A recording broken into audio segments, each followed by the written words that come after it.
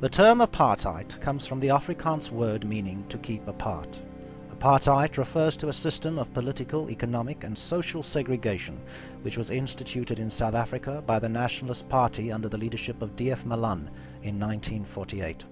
Under the system of apartheid, black people could not live in white areas, go to white schools or white universities, work in certain jobs which had been reserved for whites, or use the same amenities such as parks, beaches or public transport.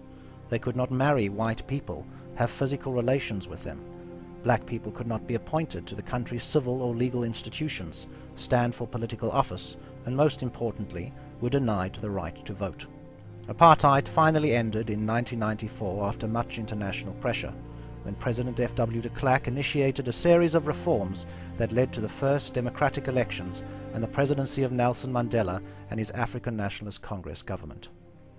Joy that we can loudly proclaim from the rooftops, free at last.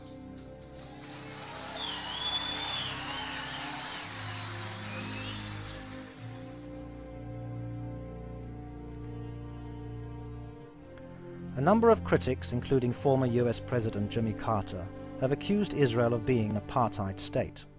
In a state practicing apartheid, would Arab Muslims be able to both stand for and be elected to the national legislature?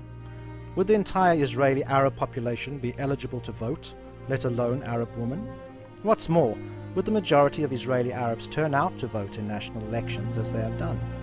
Would an apartheid state allow several Arab political parties, who are often critical of the state, yet run for elections? Would there be any Arab judges on Israel's Supreme Court? Would the judiciary of an apartheid state be free from political interference? Would all the road signs in the country feature both Hebrew and Arabic? Would Muslim Arabs be free to attend Israeli schools and university alongside Jews in an apartheid state, and moreover live side by side in its cities and rural villages? Would human rights organizations be free to operate openly in an apartheid state, and would the media be able to challenge all aspects of government policy and national identity? What's more, would an apartheid state allow its citizens to protest against perceived infringements on their liberties? The answer is clearly no. Israel is not an apartheid state.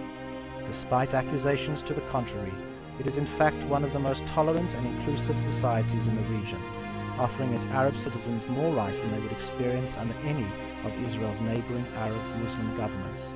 Israel and Zionism bear no resemblance to the apartheid policies of South Africa, and to argue as such is to insult the suffering of the myriad of black South Africans who were the true victims of the apartheid system.